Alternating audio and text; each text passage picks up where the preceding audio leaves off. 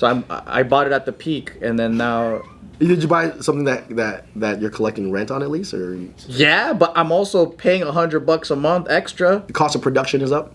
His mortgage is more than the rent he's receiving, I think is what he's saying. I think he just likes to buy things very quickly. And I only put in like $30K down, so. Dude, that's great. So you paid $30K to lose $100 a month? Yep. Sick.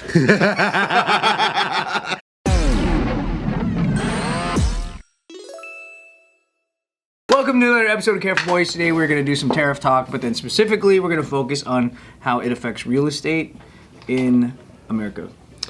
Tariff pretty much is affecting interest rates. Wow. So right now, it's like a tug of war because people have different opinions. Pushing it up or pushing it down? It all depends on how the sentiment of where your emotions lie on each party. It depends on who if it's going to force investors to buy bonds. So in the beginning, tariff talks were like, oh my gosh, we can't invest in the market because if we invest in the market's going down because the companies that are being tariffed are in the S&P, or the S&P is getting affected by it. Mm-hmm. So let's go out and get bonds. If they went out and bought bonds, bond rates would go down, just like if anything is offering, like if a lot of people are buying something, then the rate of return is lower. Just like if a hotter girl doesn't have to give up a lot compared to a girl who's not that hot. She have to give up a lot more. She got to give up her booty hole. Correct. So people are buying bonds. If they're buying bonds, mortgage rates would come down, just like the 10-year would come down. Then it would drive prices up. So, but the biggest fear now is that we can't. If we go out, if the market's doing bad, we don't even want to go out and buy bonds right now because what's going to happen to America? If America can't pay back its debt, I don't want to buy bonds. So didn't people start selling off bonds? Correct. I'll tell you why selling off bonds in a second. But if they're not buying bonds, that's why mortgage rates are climbing back up. Because in the beginning, okay, maybe it might be safe to buy bonds. Oh, there's a war going on. Let's not buy bonds. And that's why you saw gold prices go up. Gold is skyrocketing. Oh yeah, people are buying gold like crazy. Because that's the safer haven than if I buy American bonds and no one else wants to buy American bonds, or let's say America for some reason can't pay back its debt, we're in deep shit. And so this tariff now is, in the beginning, yes, it would make rates better, but now it's getting so exacerbated or whatever that it's scaring people to buy American bonds because it's not safe. I heard the real reason for the tariffs is because our fucking expiration date or whatever on all the debt that America has is coming up soon. Yeah, like so we're gonna need to refinance. Yeah. So they want the interest rates to dump. So that I want to say I believe it too. So that's an opinion, but the reaction is true. So if the bond market goes down, then we can refinance. We have about $7 trillion we need to refi. So the next 6 to 7 months, if we don't refi that $7 trillion, we're in deep shit. It's like a credit card that we have to make payments on, but all of a sudden now, instead of the payments going down, which makes our payment cheaper, we can pay principal, it's going up. So the tariffs was supposed to drive it down, but now it's driving it up because no one wants to buy U.S. debt. So like you have a credit card, but all that money you borrowed on that credit card is due in the next 7 months. But if interest rates go up, you can't even refinance it, but you got to pay off this credit card. Yeah. So now that's what driving people it's like, it's a disease now, let's get away from it, and it's making it worse. So that's affecting mortgage rates because if the 10-year keeps going up, mortgage rates keep going up as well. But the biggest challenge, like you won't see the housing market crash hard, or if it does crash at all, because 40% of Americans don't have mortgages. The other 60%, most of them have rates under 5%. So the cost of living is going up for them, but overall they're not selling. If they're not selling, now cost of building homes are more expensive as well. They're not dropping prices, so it's going to stay stagnant until rates come back down. And isn't the cost of building a house going to go up because of materials? Yes, about 9. So it's going to change your payment if you buy new construction about $60 to $80 a month more. And that's because we're not friends with Canada anymore. Yeah, the lumber. Yeah. Because they're taking all their wood. What about like, is it going to put constructions on hold because they can't get materials at certain prices? I think they can get material, but not at certain prices. So I think, okay, but it doesn't stop the build. Homes are still being done. Okay. So, but I think like the main thing is these tariffs. In the beginning, it looked like it was going to drive down rates, and now it's pretty much scaring everybody. So because it's scaring everybody, rates are going back up. I see. All right, so speak to me in layman's terms. Let's say I am an average schmo Joe, right, who had sights on maybe purchasing a house, and my rent's getting really high, my lease is like, is ending soon. For now, what does that look like in real time for me? It depends on where you want to buy. If you are in a metropolitan area, or it's condensed, or if you're in Arizona or Nevada, people are leaving California with still California money to buy. I wouldn't wait down those areas because you got to deal with the California herd coming over. But if you're in like Mississippi, I'd probably wait out. Iowa, I'd probably wait out. So if you're in the Midwest, you have no demand for buying, and you don't have, nothing's really happening. So why would I buy? I would just wait it out. But if you're in an area where it's like condensed, people are still going to buy no matter what.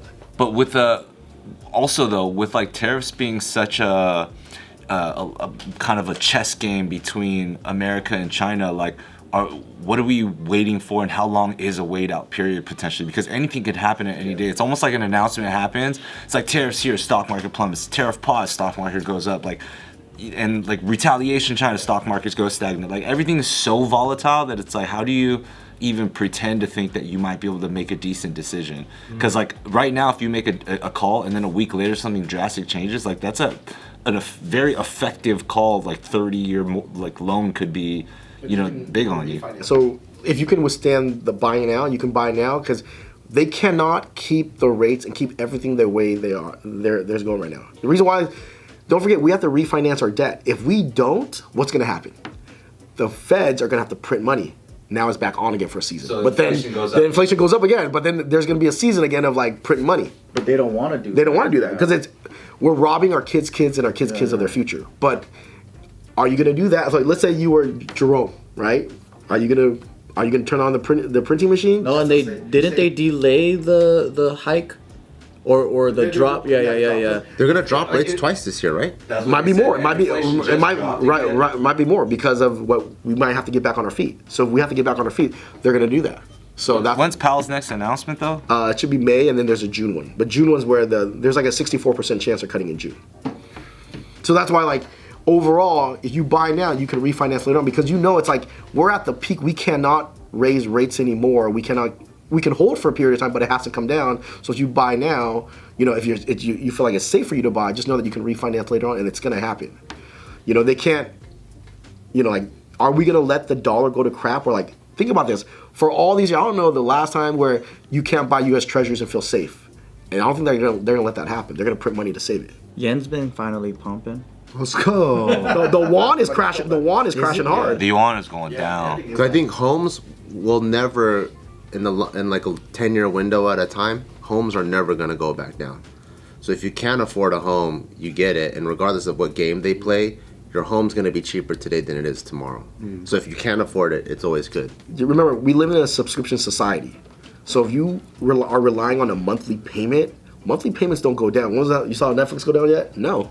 You don't see anything that has a monthly subscription goes down. It's just inflation. But it does go up. Yes, correct. So if you can get in early and lock in a 30-year deal, then Yeah. So that's how I look at the housing market. You thinking of buying something right now? For sure, dude. give me some of your money. Maybe at least buying like a Big Mac later. I gotta save money.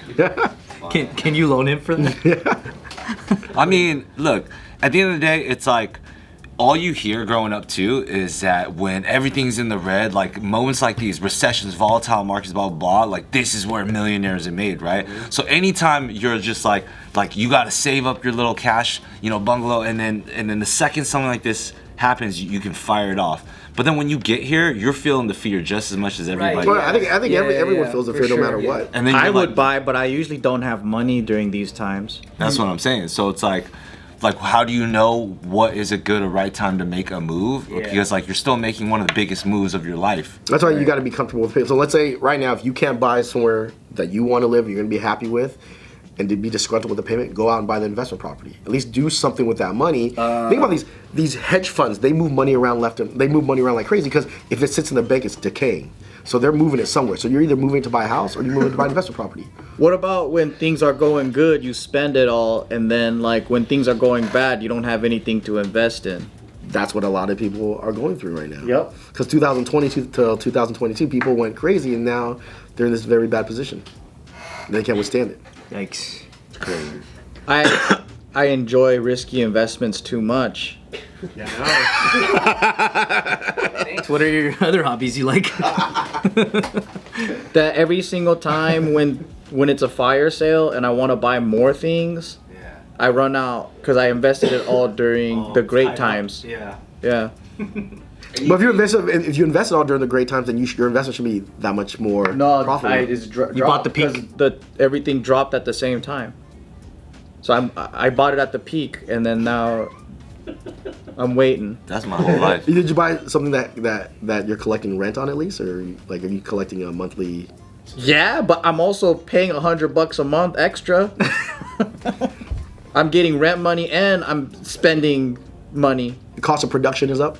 I think No, it's my mortgage. his mortgage is more than the rent he's receiving. I think Yeah. is what he. I think he just likes to buy things very quickly. Oh yeah. Yeah. Is that good when your mortgage is more than the rent you're paying? No, it's not good. That's like you're pretty much choking it's- yourself. you're not- Unless you need it for a tax deduction somehow, you know. I get deductions on it, and someone else's, and I only put in like 30K down, so. Dude, that's great. So you paid $30K to lose $100 a month? Yep. Sick. Now that's equity, baby.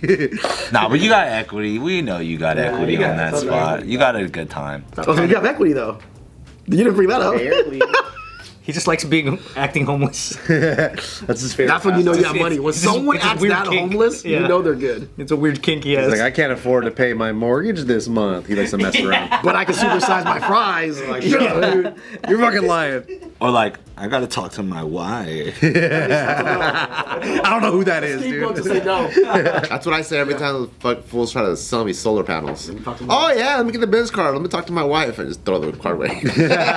So like out of all the like with everybody, you know, under turmoil over this tariff and how it's affecting them and all the emotions, if you made a totally heartless move where you just had no empathy, you would just go out and buy what? Buy other people's houses right now. There's a lot of people in bad positions. So even though the delinquency rate for mortgages is at 3.5%, but a lot of people are barely making their mortgage payment. Oh, so And they're close to being delinquent. Correct. Like our foreclosures rising right now? They're not. That's the crazy thing. People are just holding holding out. on Because their interest rate's so low. because everyone's believing on one thing: bailout.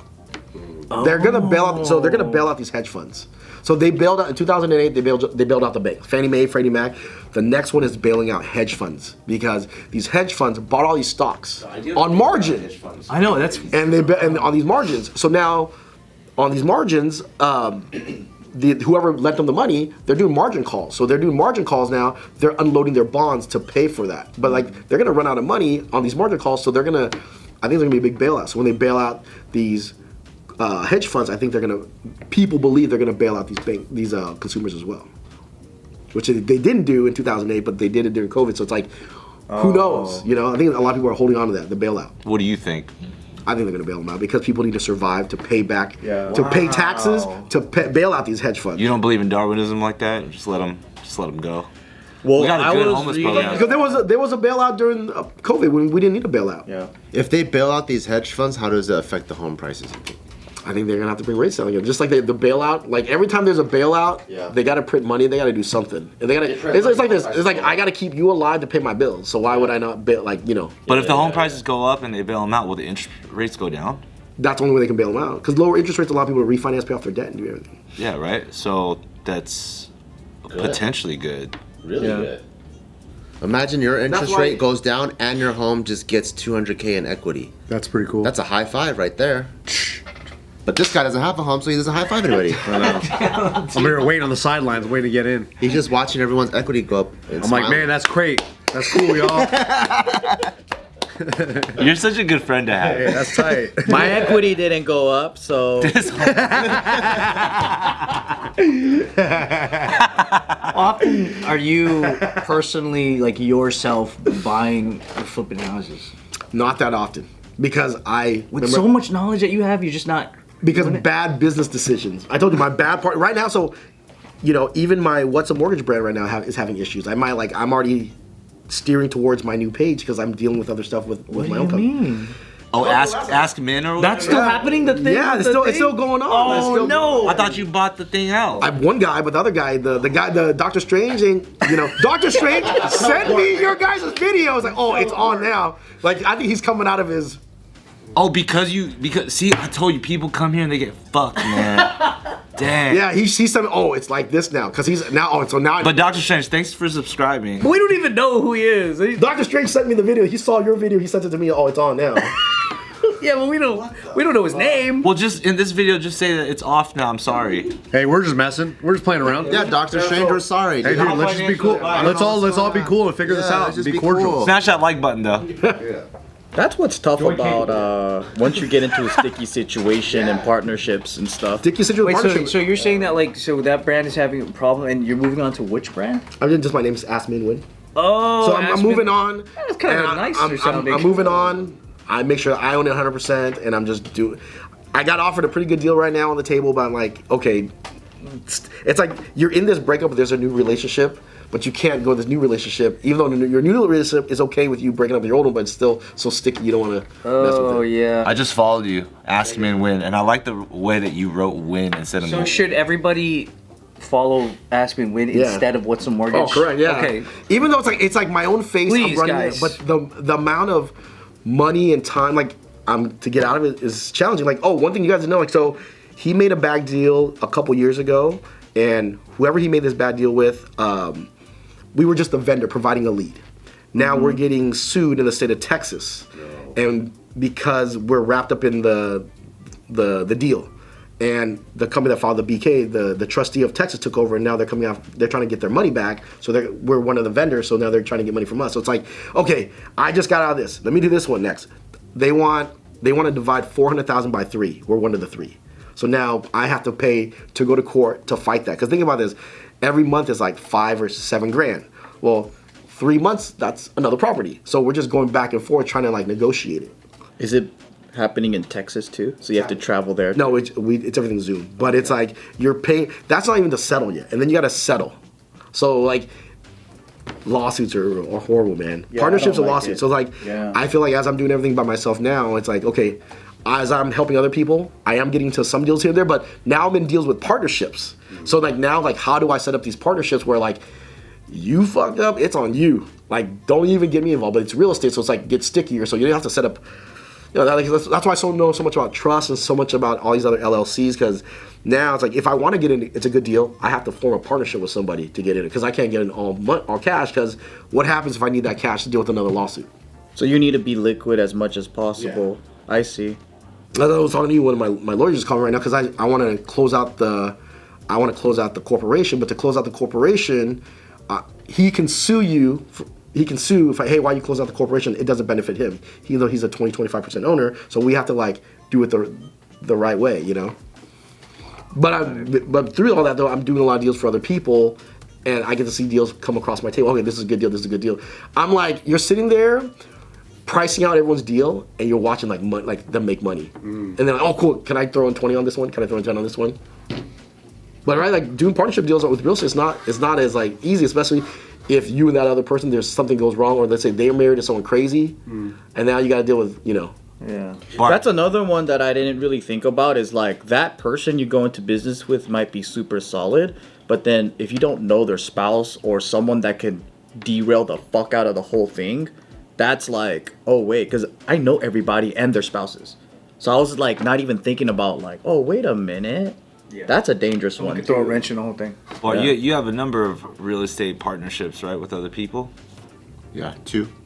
And like, how did you meet those people, and how did you where's your threshold of like due diligence to make sure that those partnerships? One of them, I'm like I guess like an angel investor, so I can't really make any calls, and I like it that way. Then that way it's just I just have my money and I get a return at the end. I believe in the plan, so that one is like pretty cool. The other one is it's a small enough of so I always kind of think of it like if I'm gambling, if I get wiped out, like what's worst case scenario.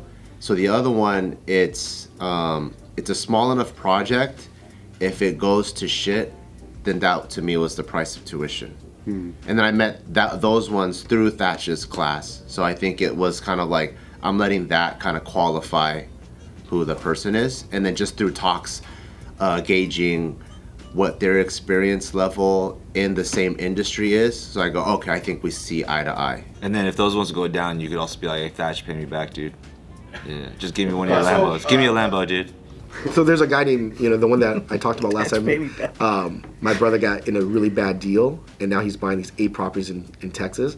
But the guy, Pace Morby, he doesn't take, most of the guys, they won't take responsibility for joining their group. You have to pay all this money to be part of the group. Yeah. And then they have underwriters in there and other people, giving deals, taking deals. But if it goes bad, it's on you. I want to be in deals with partners where if it goes bad, it's on them, but if it goes good, I get most profit. How do I get those deals? So finally, a little piece of advice: if somebody was on the fence about like buying a property, whether it's for investment or for personal, how long should they wait right now? And their name's Nick. I would wait I would think about it over 60 days. In the next 60 days, I feel like we're really going to see things play out because I don't think both countries can go 60 days or longer. Wow. Okay. Because Especially supply in America will probably last like 90 days. Yeah. You know, unless we find an outside supplier outside of China, and China needs to find another country as big as America or a bunch of countries combined together to buy. And I think that's going to be hard. Because they So- have like what? How much? $1 trillion in over like stock production that's not being sold. I know China. Well, Japan and China right now are holding on to the most American bonds, but production-wise, that I don't know. But I just know they just can't wait it out. You already saw in the video. It's like they're drowning out hard unless they find a new buyer. Yeah. And America's like, okay, we already bought for 90 days, but after 90 days, things can turn up. We don't know. But then now it's you got Trump and was it Xi Jinping who's gonna go like who can see their people get choked out the and still keep going. Can you tell Nick that he has 60 days until you block his number? 60 days. I need you, man. Yeah. I need you. I need your number available. One thing I can do, so there's this other, so when you do influencing, you run into other influencers. I think that's just great. I think if you are gonna be involved in it, that's just like, I think it's the best. So there's other influencers out there. Yeah, if there's other influencers out there that like, they want me to do their group stuff, so they always throw deals at me to like, hey, can you show this deal as a good deal or bad deal? And I can probably throw you some of those. I'm like, hey, if you work with this guy, he already has his deal, and if you want to jump on it, that's on you. But it's like, hey, this is a good deal, because I'll comp it out for them and I'll put it on it.